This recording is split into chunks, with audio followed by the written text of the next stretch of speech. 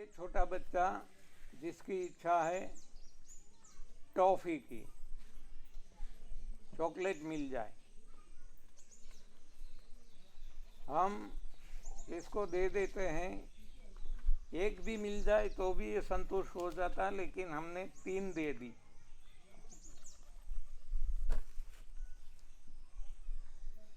तो इच्छा तो परिपूर्ति हो गई, हाँ, अब तक के लिए। बाद में दूसरी इच्छा भी होगी, लेकिन ये अब 3 जो मिली तो इसमें वो आसक्त हो जाता है। वो क्या मानने लगता है कि ये टॉफ़ी मेरी है। अब आप देखो, वो जानता है कि आपने दी है, आप उनसे 3 में से केवल 1 वापिस मांगो, नहीं देगा, बराबर। ये है आसक्ति। भगवान हमें एक की जगह 3 बेटे दे देते हैं। एक मर जाता है तो हम 2 है, इसके लिए हमें कोई आनंद नहीं है, लेकिन एक मर गया इसके पीछे हाँ सर पीटते रहेंगे। अरे उसने दिया, उसने ले लिया, इसमें क्या रोना। तो ये रोना क्यों आता है, दुख क्यों होता है? ये है आसक्ति। तो एक है डिजायर, दूसरा है अटैचमेंट। तो इसको कैसे हटाया जाए? देखो, ये कारण, मानसिक तनाव का कारण है इच्छा और आसक्ति। तो ये दोष है। जैसे शरीर के दोष थे, इंद्रियों के दोष एसिड था, उसी तरह मन के दोष हैं इच्छा और आसक्ति। तो शरीर के दोषों को तो हमने एनिमा लेकर लंघन करके क्लींसिंग जूस पीकर हटा दिया और शरीर ठीक हो गया। मन के जो दोष एसिड, उसको भी हमने फास्टिंग करके हटा दिया और अल्कलाइन फूड लेकर के फिर से एसिड ना हो और नितांत हम सशक्त रहे, ऐसा हमने कर लिया। अब मन का दोष हमने देख लिया, इच्छा और आसक्ति। तो इसको कैसे हटा सकते हैं? इसमें उपवास भी काम नहीं आएगा, एनिमा भी काम नहीं आएगा, क्लींसिंग जूस भी काम नहीं आएगा। लेकिन एक दूसरे प्रकार का एनिमा है, हाँ, और वो है जो हमने इकट्ठा किया है। इसमें से निकालो। हाँ, बार बार हम कहते हैं खाने की बाबत में, शरीर के बाबत में, कि डालना बंद करो, निकालना शुरू करो। डालना है तो डालो, सही डालो, और निकालते रहो, तो नितांत निरोगी रह सकते हैं। उसी तरह यहाँ जो हम अप्रामाणिकता से धन कमाते हैं वो बंद किया जाए, और जो इकट्ठा किया है इसको निकाला जाए। तो निकालो निकालो निकालो, देने लगो, लूटाने लगो, बस आप देखेंगे कम नहीं पड़ेगा, बढ़ता जाएगा। हिम्मत करनी पड़ेगी। मुझे जब ये बताया जाता था, जब मैं नहीं जानता था, एनडीएस में नहीं था, तब मुझे को ये बताते थे कि आप दशांश निकालो, आपकी आय का 10वां भाग, 10वां हिस्सा प्रभु सेवा में लगा दो। तो ये सुन के मुझे बुखार आ जाता था, हाँ, कि ये कैसे संभव है। क्योंकि मेरी जो तनख्वाह है, सैलरी है, वो जो जी भी मुझे दे रही है, वो इनकम टैक्स काट के देती है। तो 30% 40% तक वो इनकम टैक्स काट लेती है स्लैब के अनुसार। ओवरऑल देखा जाए तो ये मोर देन 10% तो हो ही जाता है टोटल इनकम का। तो हमारा दशांश तो निकल ही गया।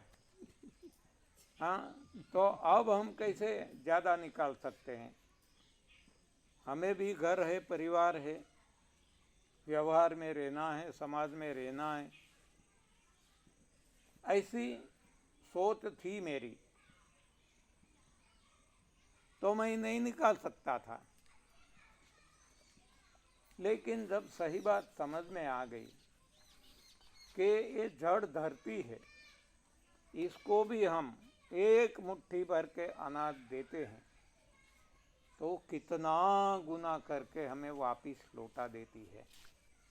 ये तो जड़ है, धरती है, जबकि हमें तो प्रभु को देना है जो चैतन्य है। तो वो तो कितना लौटाएगा कि जिसका कोई अंत नहीं रहेगा। तब हमने हिम्मत करके थोड़ा सा निकालना शुरू किया और हमने देखा कि जितना निकालते हैं उससे ज़्यादा आ जाता है। कैसे आता है वो भी पता नहीं चलता, इतना आता है, इतना आता है कि आज हम भर चुके हैं, भर गए हैं, संतृप्त हो चुके हैं। अब हमें कोई तृष्णा, आशा, इच्छा नहीं बची हमारी। देते रहते हैं और देते हैं, इससे ज़्यादा आता रहता है। एक तो क्या हो गया कि हमारे रोग निकल गए, तो रोगों के पीछे जो हमारा खर्च होता था, एक खर्चा ही बंद हो गया। जितने लीकेजेस थे वो बंद हो गए। ये दूध, दही, छाछ, घी, मक्खन खाते थे, ये भी, इसके पीछे भी बहुत खर्च होता था, ये भी बंद हो गया। गैस का खर्चा बंद हो गया। हाँ, तो जो ज़्यादा खर्च जिसमें है वो बंद हो गया और आना शुरू हो गया। ऐसी ऐसी जगह से आता है कि हम कल्पना भी न कर सके, जिसको हम जानते भी नहीं हैं, और वो हमें दे देते हैं। हाँ, वो कहीं से हमें कभी मिले भी नहीं हैं। वो हमें कहते हैं कि आपकी बैंक डिटेल्स भेजो। हम कहते हैं भाई क्या, ये हमारा बैंक में अकाउंट पैसा नहीं है। हाँ, आपको हैक करना है तो इसमें से कुछ नहीं मिलेगा। हाँ, हम डरते हैं ना, हमारा कोई बैंक अकाउंट या ऐसा कोई मांगते हैं तो हम डरते हैं। तो वो कहते हैं कि माफ़ करना गुरुजी, हमें इतना फ़ायदा हो गया, इतना फ़ायदा हो गया कि जो पैसे में इसका मूल्य हम नहीं कर सकते। हमारा जीवन ही बदल गया। तो हमें गुरु दक्षिणा देना है, थोड़ी सी छोटी सी रकम। तो हम कहते हैं माफ़ करना, हमें कोई ज़रूरत नहीं है। हमारी ज़रूरत से ज़्यादा तो हमें भगवान दे ही रहे हैं। फिर भी वो कहते हैं कि हमारी ये भावना है, आप गुरु दक्षिणा स्वीकार करो। तब हम कहते हैं कोई बात नहीं, ये हमारा बैंक डिटेल से आप भेज सकते हैं, मुझे ज़रूरत नहीं है, लेकिन अंदर बैठा भगवान जिसने आपको प्रेरणा दी वो ही मुझे प्रेरणा देंगे, वहाँ मैं इसका खर्च करूँगा। तो इस तरीके से जब मैं स्वीकार कर लेता हूँ तो उनको बहुत आनंद आता है। बस, तो उनका आत्मसंतोष वही हमारा सुख बन जाता है। ये भी मुझे कहना पड़ेगा कि जो भी मेरे पास है, देखो ये 2 मोबाइल से एक भी महीने परचेज किया हुआ नहीं है। एक एप्पल का है, आप जानते हैं उसकी कीमत 11 प्रो, और एक सैमसंग का है, मैंने एक भी नहीं परचेज किया। हाँ, भगवान दे देते हैं, किसी को प्रेरणा करते हैं। एक चोरी हो गया खीसे में से, राजकोट गया था, किसी ने निकाल लिया, तो तुरंत पता चला, तो सामने से वो ऑफ़र आ गई कि आपको जो पसंद है वो मोबाइल ले लो और मुझे केवल अमाउंट बता दो, मैं ट्रांसफ़र कर देता हूँ। तो इसमें भी मैं नहीं पढ़ता, मुझे पता भी नहीं ये कौन सा मोबाइल, किसी को मैं सौंप देता हूँ जिसको ज़्यादा समझ में आता है, तो वो ये सब कुछ मैनेज कर लेता है।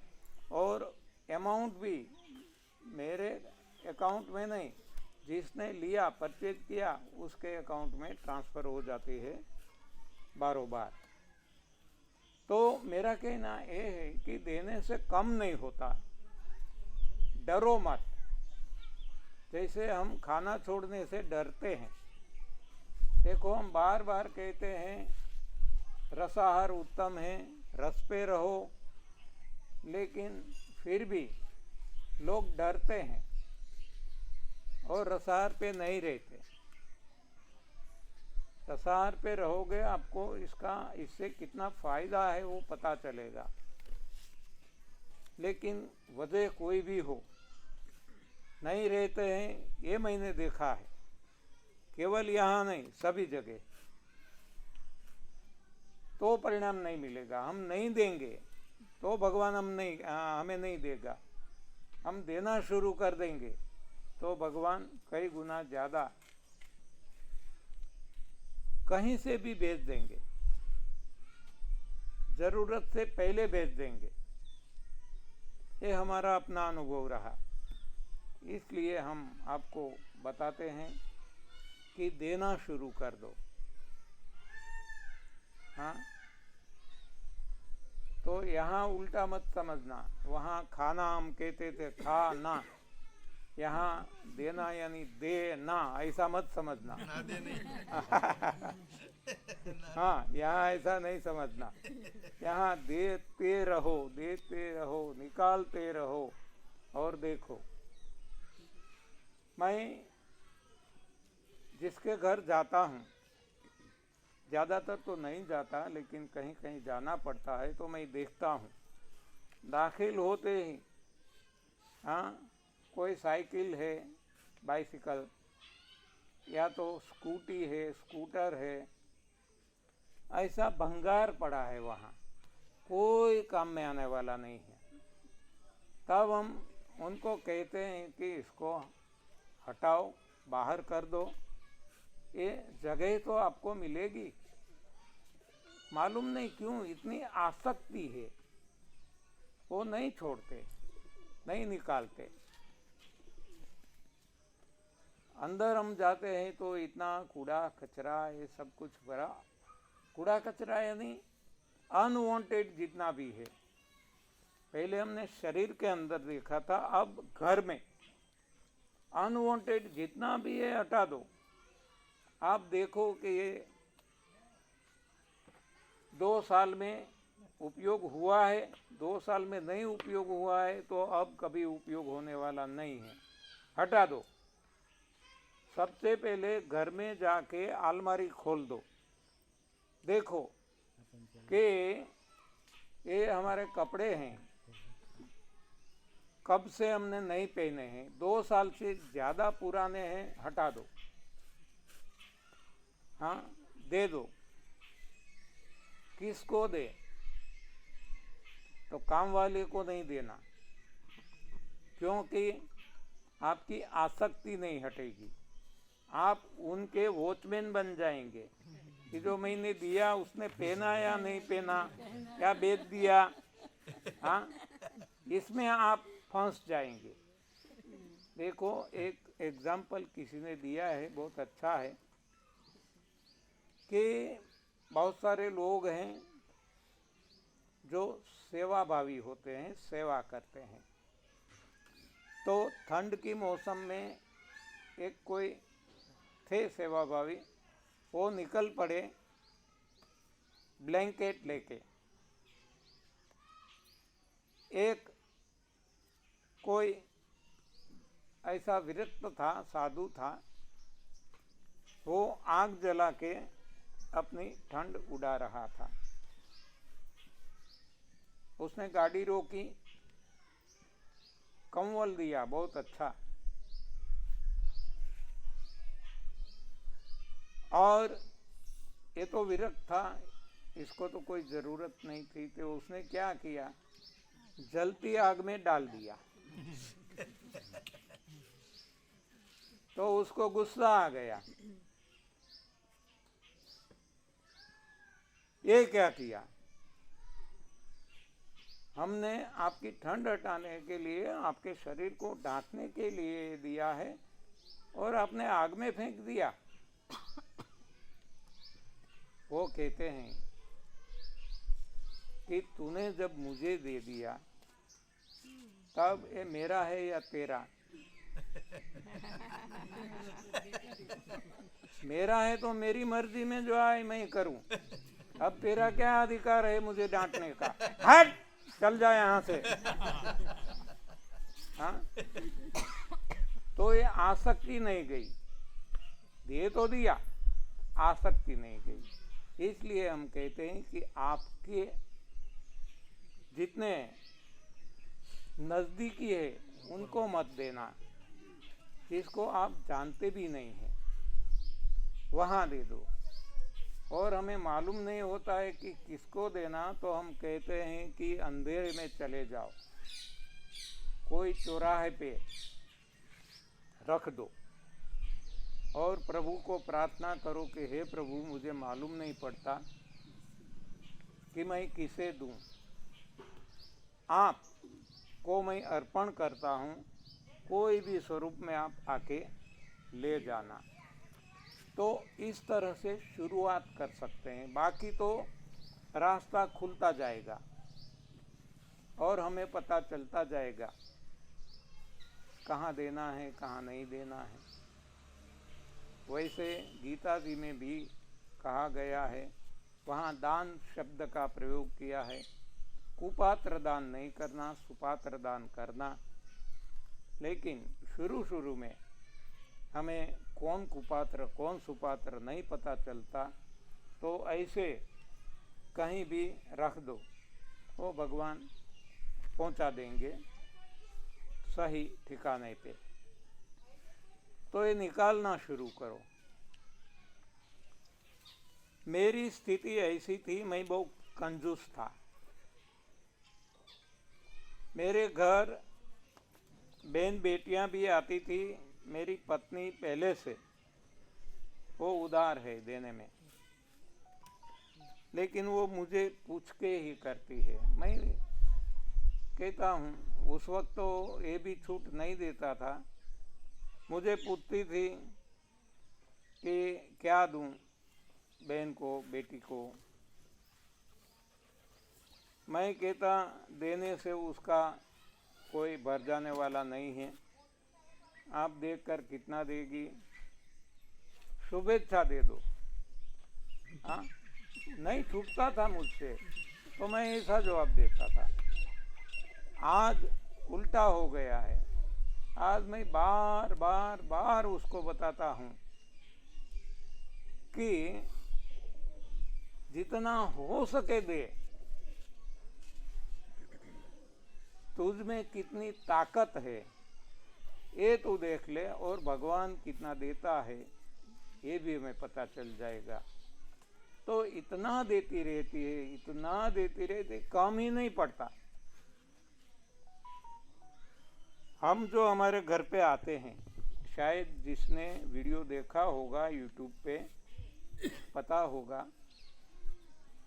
हमारे पास जो आते हैं गाइडेंस लेने के लिए आते हैं, हम किसी को जानते नहीं, लेकिन आते हैं तो आतिथ्य सत्कार में ग्रीन जूस या तो मौसमी संतरे का जूस, जो भी घर में है, तरबूज का जूस, ये पिलाते हैं। घर में मेरी पत्नी अकेली है, कोई उसको साथ देने वाला नहीं है, फिर भी अपना काम छोड़कर ये काम सेवा का कर लेती है। इतना ही नहीं, यदि खाने का वक्त हो गया तो हमारे साथ उनको भोजन भी करवाते हैं। एक करोड़पति भी हो या तो गरीब हो, वो हम नहीं देखते। हमारे अतिथि जो है हमारे भगवान हैं। अब जब जाते हैं तो हमारी जितनी कैपेसिटी, इसके अनुसार हम कुछ भेंट करते हैं। तो लास्ट टाइम हमने निश्चय किया कि हम वॉल क्लॉक देंगे, जो भी आएंगे वॉल क्लॉक। ज़्यादा भी पड़ जाए तो कोई बात नहीं, ज़्यादा कमरे होते हैं तो वहाँ लगा सकते हैं।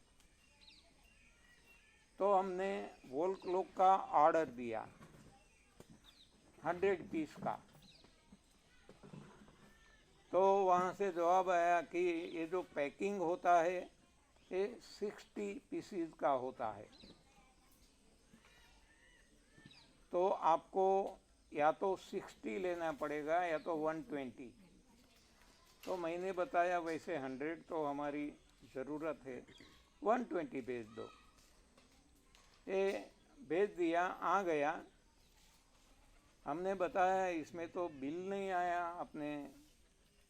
आप व्हाट्सएप की कर दीजिए या कुरियर से भेज दीजिए और बैंक डिटेल दीजिए, मैं आपके अकाउंट में ट्रांसफ़र कर देता हूँ जो भी अमाउंट है। तो उन्होंने बताया कि ये जितनी कीमत होती है इससे 2 गुना तो हमें मिल गया, अब हमें कुछ नहीं चाहिए, आपका पेमेंट मिल गया, भगवान ने कर दिया। हाँ, ऐसा होता है। हाँ, ये तो केवल एक एग्जाम्पल दिया, बार बार ऐसा होता है। जो मैं मोबाइल की बात की, कपड़े जितने भी मैं यहाँ पहनता हूँ एक भी मेरा खरीदा हुआ नहीं है, एक भी। हाँ, वो प्रेम से लोग देते हैं, मुझे पहनने पड़ते हैं। मैं तो मना भी करता हूँ। कोई शूटिंग देते हैं, मेरी पत्नी को मैं कहता हूँ कि किसी को दे दे, हम कितना इकट्ठा करेंगे। तो वो कहती है कि जो भाव से दिया है तो हम किसी को नहीं दे सकते। हाँ, भाव से दिया है तो नहीं दे सकते। तो वो एक बार भी कम से कम पहन के बाद में दे देना। तो इस तरह हम ये नए नए कपड़े देते ही रहते हैं और नए नए आते रहते हैं। तो सभी में ऐसा होता है। एक बार मेरे पास टैबलेट, आईपैड कहते हैं ना, एप्पल का आया यूएसए से। तो हमारे घर में किराए पे रहते थे एक बैंक मैनेजर, उसकी छोटी सी लड़की थी। तो वो बार बार मुझे बताते थे कि जब भी आप इसको बेचना चाहते हैं, देना चाहते हैं तो मुझे देना, मुझे बहुत पसंद है, मेरी छोटी लड़की के लिए मुझे ये लेना है। मैंने उनको बताया कि ये भेंट में आया है, गिफ्ट में आया है, तो मैं बेच नहीं सकता। फिर भी उनको इतना पसंद आ गया था, 3 बार उन्होंने ये दोहराया कि आप मुझे ही देना, कीमत जितनी भी है मैं आपको पे कर दूंगा। और वो ईमानदार आदमी है। तो बाद में जब ये लड़की की बर्थडे आई तो मैंने एक गिफ्ट कर दिया। तो हस्बैंड वाइफ दोनों चकित रह गए, ये क्या करते हैं गिफ्ट में है, ये जन्मदिन के गिफ्ट में ऐसा, और हमारा कोई रिश्ता नहीं है। हमने बताया कि आपका दिल राजी हो, बस इतना ही हम चाहते हैं। गिफ्ट में आया है, गिफ्ट में देते हैं, मैंने तो एक भी पैसा खर्च नहीं किया। तो इस तरह से चलता रहता है। लैपटॉप भी आता है, दे देते हैं, मेरे पास में ही कुछ नहीं रखता, आता है जिसके भाग में है, भगवान जब प्रेरणा करते हैं तो दे देता हूँ। तो ये मेरा जो अनुभव है मैं आपके समक्ष शेयर कर रहा हूँ कि कम नहीं पड़ जाएगा, आप देने की हिम्मत करो, बस आपको अवश्य मिलेगा। भगवान पे भरोसा रखो, और मिलेगा ऐसी भावना से भी नहीं देना, तो भी दुखी हो जाएंगे। हाँ, भगवान कसौटी भी करते हैं ना। हाँ, नहीं तो हम देखते रहेंगे कि हमने इतना दिया अभी तक आया नहीं। हाँ, तो ये प्रभु सेवा है, सेवा में रिटर्न नहीं है। सेवा में केवल एक मार्गीय कहते हैं ना, वन वे, देना ही है, देना ही है, देना ही है। तो ये देने से हमारा अनुभव है कि हमारी इच्छाएं भी समाप्त हो गई और आसक्ति भी छूट गई। आज न कोई इच्छा होती है, न खाने की, न पीने की, न पहनने की, न कोई और चीज़ों की, न इच्छा न आसक्ति। तो इसमें जीने का मजा आता है। इच्छा और आसक्ति वाला जीवन ये बार बार सुख कम दुख ज़्यादा देता है। हमें चाहिए आनंद, अखंडानंद, निजानंद, सहजानंद, प्रेमानंद, मुक्तानंद। हाँ, ऐसा आनंद हमें चाहिए, और ये आनंद तभी मिलेगा जब हम देना सीख जाएंगे। तो ये तीन बातें हो गई। एक है शरीर का सुख, निरोगी काया, जो दोषों से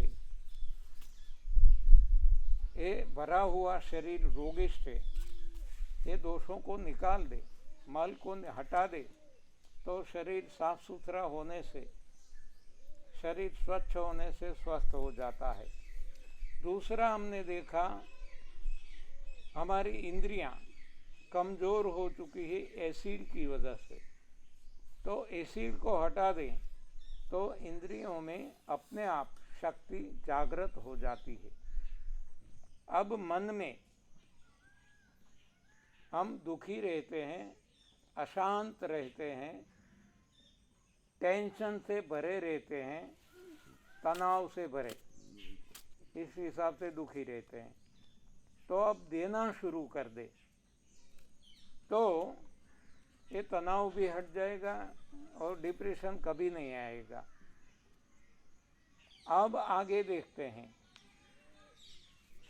जो हमारी बुद्धि है, ये शरीर की बात हो गई, बॉडी, ये इंद्रियों की, सेंसेस की बात हो गई, ये मन की, माइंड की बात हो गई। अब बुद्धि, इंटेलेक्ट, बुद्धि की बात करते हैं।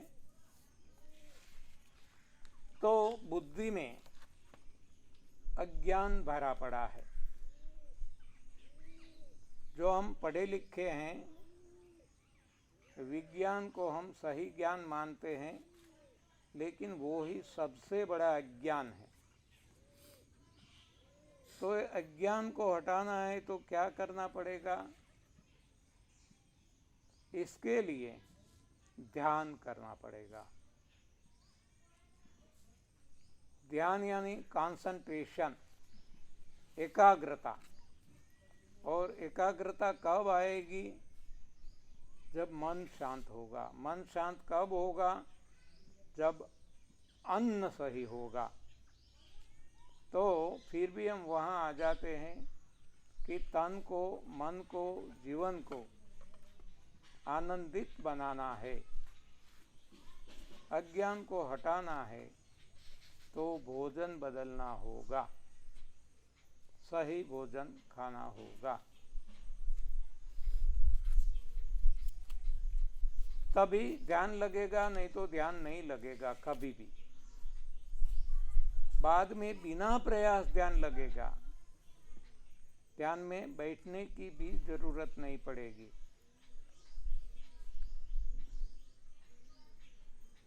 तो इस शरीर की बात, इंद्रियों की बात, मन की बात, बुद्धि की बात, अब है चित्त, अहम चित्त।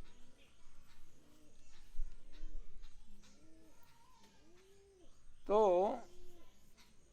चित्त में अहम, ईगो भरा है, इसको कैसे हटाएं? ईगो को हटाने के लिए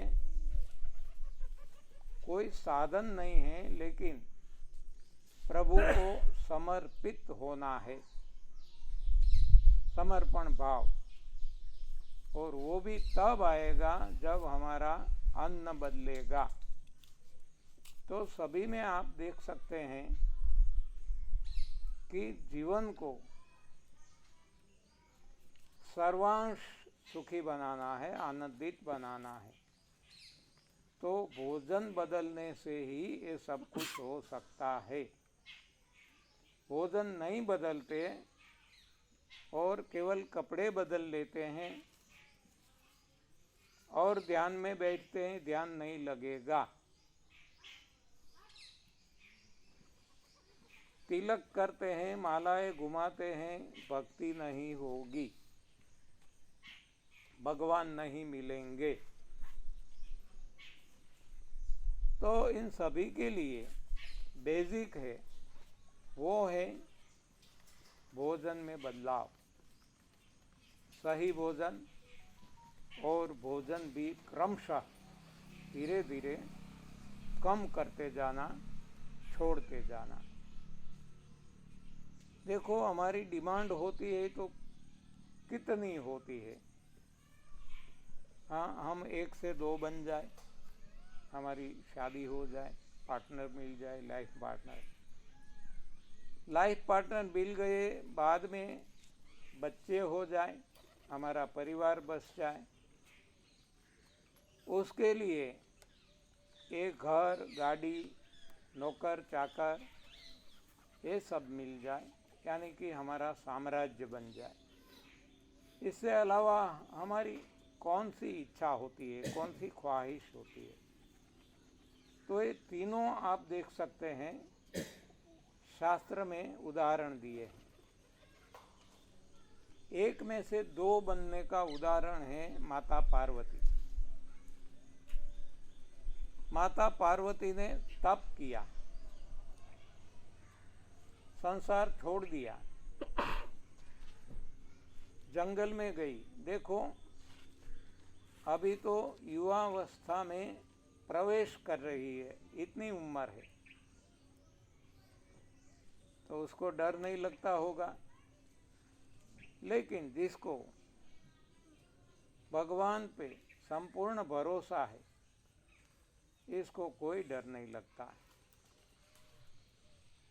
तो माता पार्वती ने जंगल में जाके तप किया, जैसा मनु शत्रुपा ने किया, एक के बाद एक, भारी से हल्के भोजन तक वो छोड़ते छोड़ते आने लगी, और पानी भी छोड़ दिया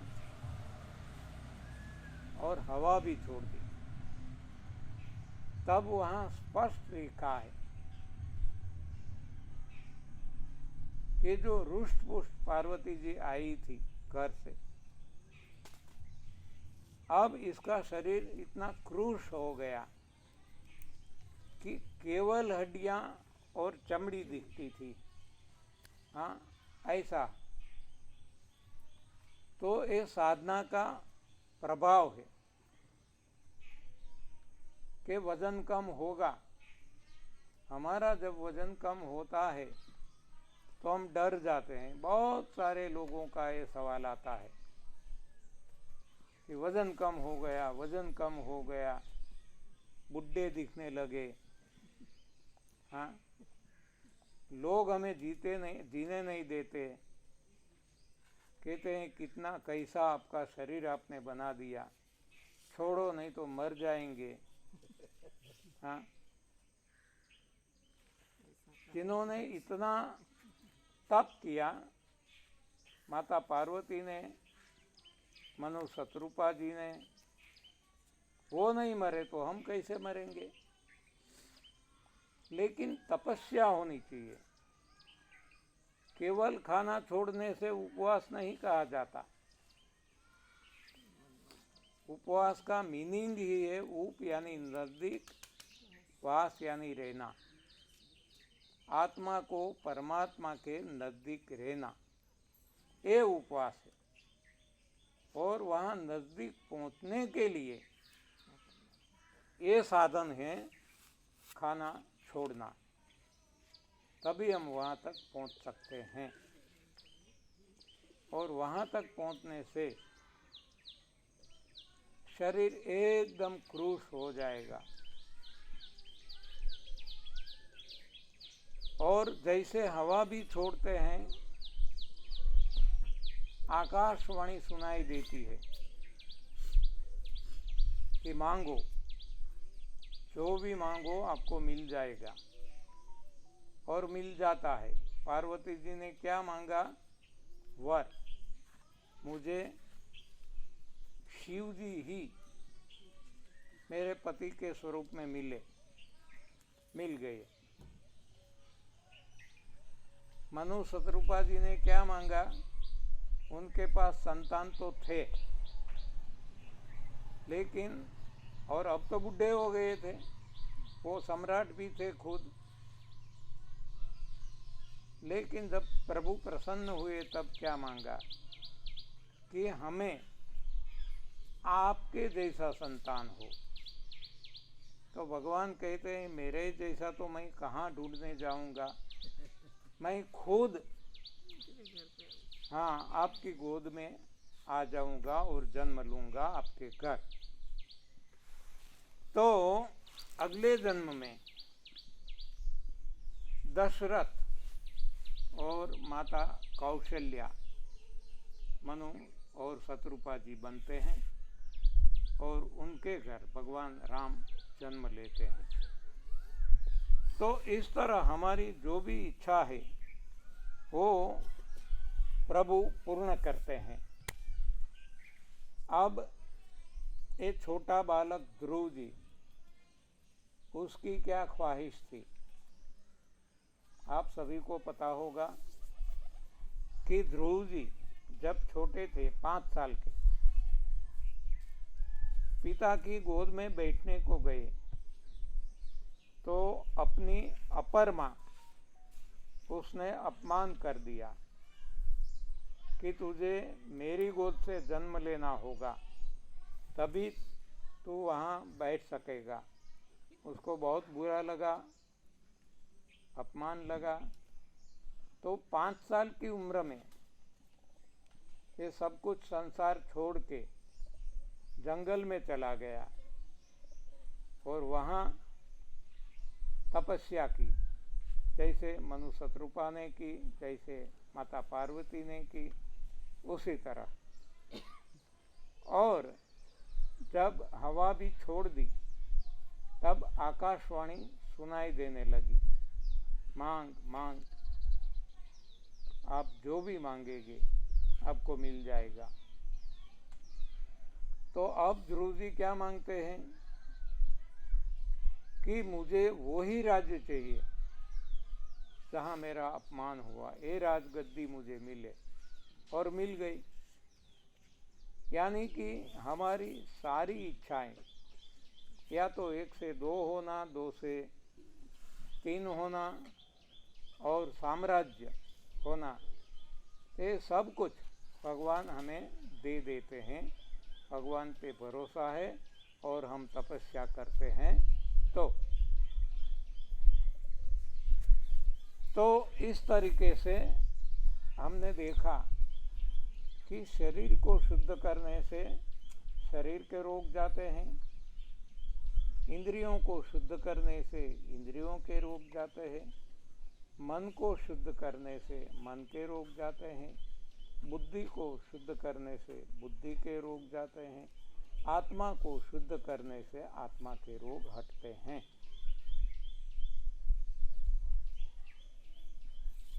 तो कौन सी अशुद्धियां थी ये भी हमने देख लिया, कैसे इसको हटाया जा सके साधन भी हमने देख लिया। अब हमें खुद पे प्रयोग करना है। आज तक हमने क्या किया, देखो रोगों को हटाने के लिए क्या किया, दवाइयाँ ली।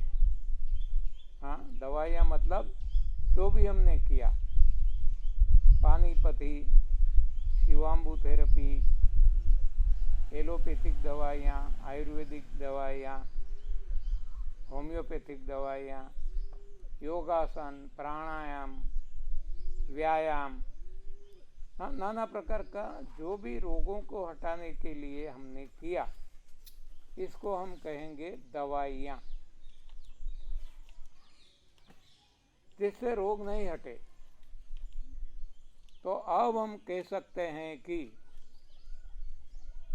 दवाइयों से स्वास्थ्य नहीं है। हाँ, दवाइयों से स्वास्थ्य नहीं है। रोग दब जाते हैं, स्वास्थ्य नहीं मिलता। अब कमजोरी, इंद्रियों की कमजोरी, ये हटाने के लिए हमने क्या किया, ज़्यादा कैलोरीफिक वैल्यू वाला भोजन खाया। कि भोजन खाएंगे तो हमारी कमजोरी हट जाएगी, और हमने क्या देखा कि कमजोरी बढ़ती गई। तो भोजन में शक्ति नहीं है, ये दूसरा। दवाई में स्वास्थ्य नहीं है, भोजन में शक्ति नहीं है। अब तीसरा, मेंटल टेंशन हटाने के लिए हमने क्या किया, पैसे का, धन संपत्ति का सहारा लिया। जितना मेरे पास ज़्यादा अधिक धन आएगा मैं आनंद में रहूँगा, लेकिन जितना ज़्यादा धन आता जाता है तो साथ में चिंताएं भी बढ़ती जाती है। अनीति का है, नीति से तो पैसे आते नहीं हैं, ये हमें पता है। तो अब हम कहते हैं कि दवाइयों में स्वास्थ्य नहीं है, भोजन में शक्ति नहीं है, और धन में सुख नहीं है। धन सुख नाम रख सकते हैं, लेकिन सुख मिलेगा नहीं। हाँ, उसी तरह आगे देखें तो ज्ञान के लिए हमने किताबें पढ़ी। अब हमें पता चला कि ध्यान से ज्ञान मिलता है। यानी अब हम कह सकते हैं कि किताबों में ज्ञान नहीं है। अब हमें प्रेम चाहिए।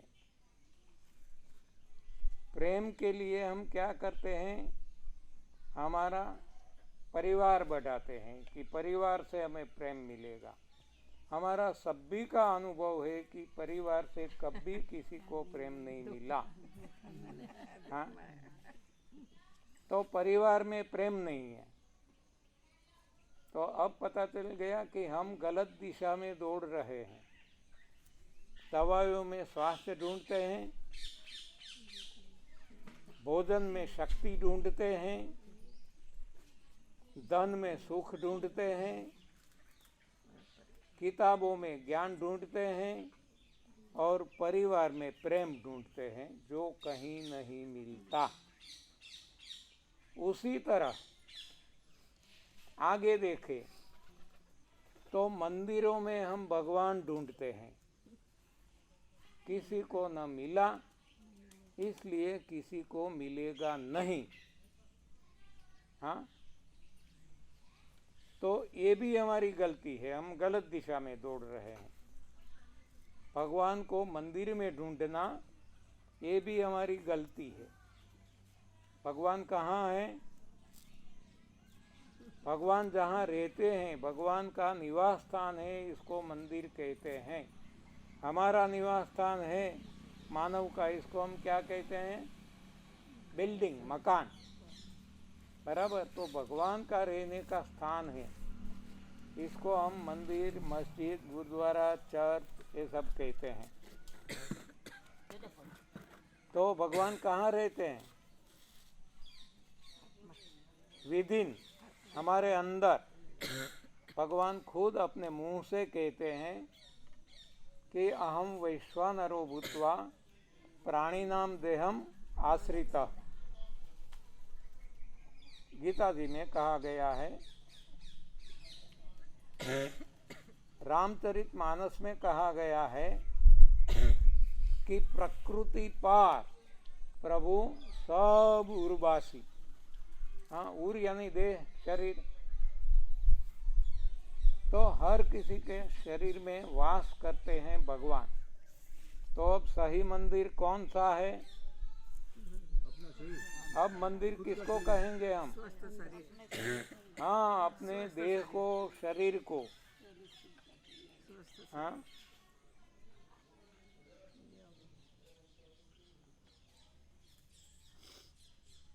देह कहो, शरीर कहो, ऊर कहो, जो भी नाम दे दो, बात एक ही है। तो शरीर में भगवान का वास है। तो भगवान कौन है? स्वास्थ्य, शक्ति, आनंद, ज्ञान, प्रेम और अन्य जो भी सुख हमें चाहिए, वो सुखों का दाता ये भगवान है। देखो, ये सारे सुख बाजार में कहीं भी नहीं मिलेगा, कितना भी खर्च करेंगे, वो बाजार में बिकने की चीज नहीं है। स्वास्थ्य, शक्ति, आनंद, ज्ञान, प्रेम और कोई भी सुख वो दुकानों में नहीं बिकता। तो कौन बिकते हैं? कौन देते हैं? देने वाले कौन है? दाता कौन है? वो है भगवान। और भगवान कहाँ है? हमारे अंदर। तो आज तक जो हमने प्रयास किए, रोगों हटाने का प्रयास बाहर किया, कमजोरी हटाने का प्रयास बाहर किया, आनंद प्राप्त करने का प्रयास बाहर किया, प्रेम प्राप्त, ज्ञान प्राप्त करने का प्रयास बाहर किया, प्रेम प्राप्त करने का प्रयास बाहर किया। जहाँ आए नहीं, कैसे मिलेगा?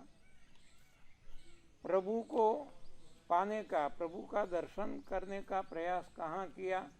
बाहर किया, मंदिरों में, मस्जिदों में, गुरुद्वारा, चर्च में, जो हमने बनाया है, मानव ने बनाया। तो अब हमें पता चल चुका है कि जो भी सुख हमें चाहिए, ये सारे सुख किसके पास है? प्रभु के पास, भगवान के पास। और भगवान कहाँ है? भीतर। तो अब हमें जो भी सुख ढूंढना है तो कहाँ जाना होगा? भीतर। अब पता चल गया? भीतर ही जाना है। बाहरी दौड़ कभी हमें कोई भी सुख प्रदान करने वाली नहीं है। जब मैं भीतर गया, मैं भी तर गया।